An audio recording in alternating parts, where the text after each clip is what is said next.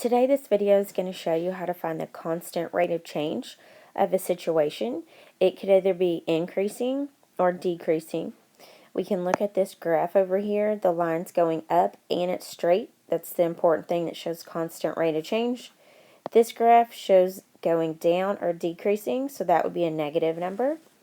When you have an equation, whatever the number is with the variable, that's the amount that it's going to be increasing or decreasing by. And when you look at a table, you're going to see what the numbers are counting by going down each column.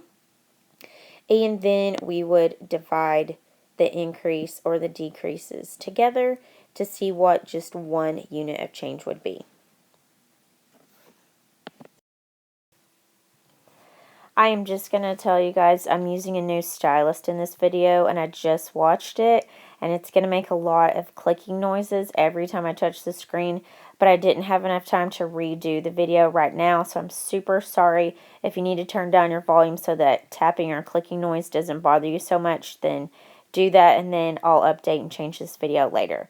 But I apologize for all the clicking or tapping noise you're going to hear when you watch this video. This first example, if you look at it, there's a table and a graph and an equation.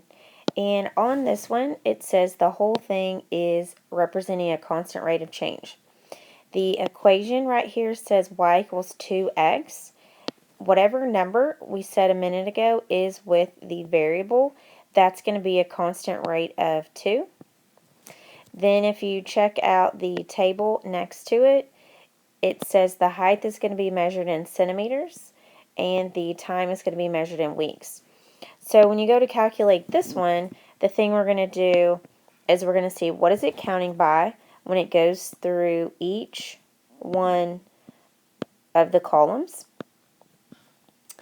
And it looks like from 2 to 4 is 2, from 4 to 6 is 2, from 6 to 8 is 2, and from 8 to 10 is also 2. Now I'm going to go down the left side of the column, and this one is counting by ones. You can see that just by itself, so I'm just going to put a big 1 out here. If I want to know the constant rate of that, I would do 2 divided by 1, so the constant rate still shows 2. And all of these should be the same because they're all about the plant. When you go over to the table, I need to zoom in on this to show you a little bit better. If you look at the first one, this number, and you go up and sideways, it doesn't really match at a perfect number. If you look at the 2 and you go up, that's really close, but it's not in a perfect corner. So when you calculate these, what you're looking for is where does the line pass through a specific corner? And those are the numbers you want to use because you know exactly what you're using. You don't have to guess. So the numbers on this one are 10 and 5. And if you do 10 divided by 5, that's how you get also, it shows a constant rate of 2. And all of these are measured in centimeters and weeks. So my final answer for this one would be 2 centimeters per week is the growth.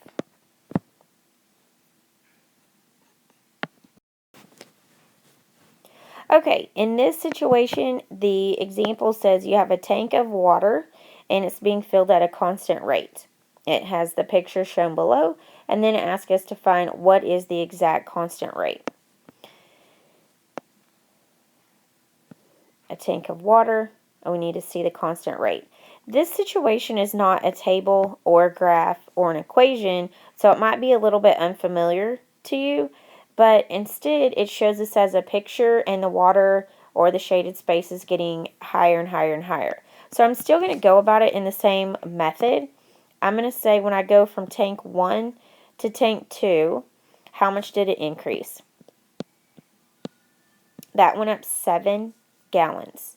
If I do the same thing across the minutes on the bottom, that went up 2 minutes. I'm going to check out the next tank, and it should be the same because it already told me it's a constant rate. But 14 to 21, that's also increasing by 7. And then the minutes at the bottom from 4 to 6 is also 2. I'm going to scoot this picture over sideways just a little bit so I have some more space. And then if it said I had 7 gallons for every 2 minutes and I divide that out, I could check it. 7 divided by 2. That'll go in 3 times. It's not even, so I'm going to place a decimal and add a 0. And then 2 goes into 10 5 times. So my constant rate of change, the tank is filling at a rate of 3.5 gallons per minute.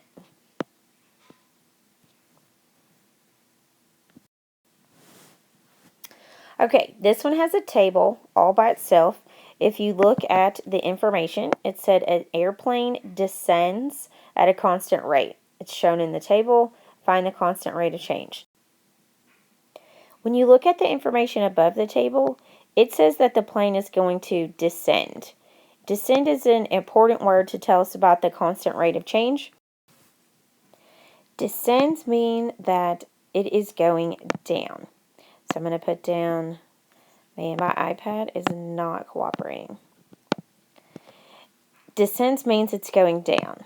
If I can make, woo. All right, and down is going to be a negative number. So that's going to be important for when we say our final answer for constant rate of change. If you look when you're going across the table, it says you have minutes and you have feet. So 3, 6, 7, 8, and 11.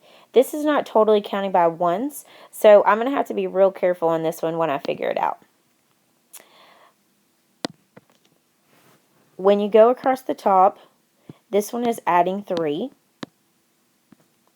Then you move to the next pair. This one is adding 1. So this is going to be really where I need to look at because it tells me how much do I increase when I just go 1 unit or 1 minute of time, how much I'm decreasing. If I want to go ahead and do the whole table, that's fine. From 7 to 8 is 1, and then from 8 to 11 is 3.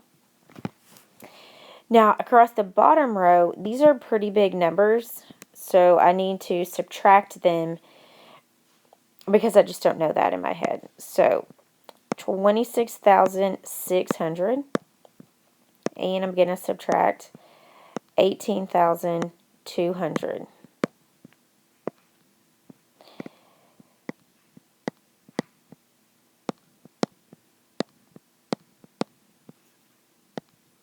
Okay, that one's going to be 8,400.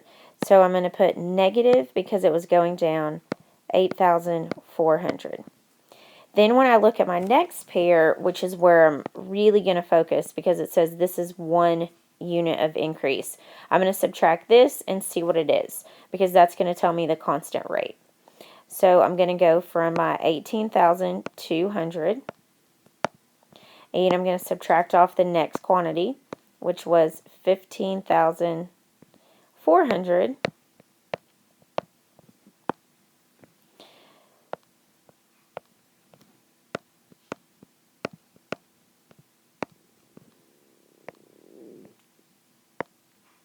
And I get 2,800.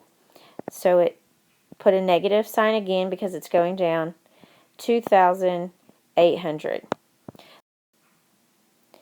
This pairing right here is the one I'm going to look at because it is the most important thing for me to find my constant rate of change. And the reason that I'm just going to focus on this and not have to do any dividing is because in the directions or the information above the table, it already says that the airplane descends at a constant rate. So it's already given me that information. I'm going to scoot this over just a little bit so I have some extra space so I can write my final answer.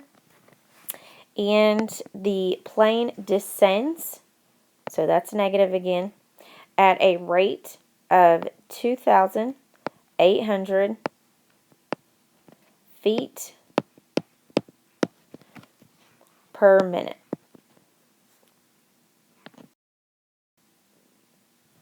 The last example I'm going to do on this video is a story problem finding out the constant rate of change. So I'm going to read it. At Gina's Gym, the first month of membership costs $59. After that, you pay $48 every 2 months. Make a table to show the relationship between the number of months and the total cost. Then find the constant rate of change. If it just said find the constant rate of change, I would look right here where it says $48 for every 2 months and just divide it. But you might have a multiple choice question where it says which one of these tables shows the relationship between the months and cost. So I'm going to go ahead and do that. I know up here that it says the first month costs $59, and then it says you pay $48 every 2 months. If all I needed to know was the constant rate, I would just look over here where it says $48 in 2 months, and I would just divide that to see what 1 month costs. But sometimes you get a question and the multiple choice answers are tables, and it says pick the right table that matches the situation. So that's what this is going to show us how to figure out. Make a table. For the table, the two things that it's comparing are cost and then months. So those are going to be the two titles on my table when I make it. I'm going to say months. I'm going to make this table go sideways. And then cost. And it's in dollars. So not costs plural, but just cost. And then I'll put a dollar sign. I'm going to make a few columns in this table, because after I do a few, I would be able to tell for sure which one matched the situation if it was multiple choice. We already know that 1 month from reading it costs $59 because it told me that. Then as I increase, it said for every 2 months, so I'm going to go across the top and I'm going to say I'm adding 2 months every time before I get my number of months. So if I count by 2s, my next amount of months, 1 plus 2 is 3. And then continue the pattern, 3 plus 2 is 5. If it was multiple choice, I would be able to tell right here in just a second which one matches. Then in the story, it says every 2 months you're going to add $48. So I'm going to say plus 48. And 59 plus 48, I will just go ahead and tell you that is $107. Then if I continue the pattern one more time, 48 more dollars when I increase 2 more months, and that amount would be $155.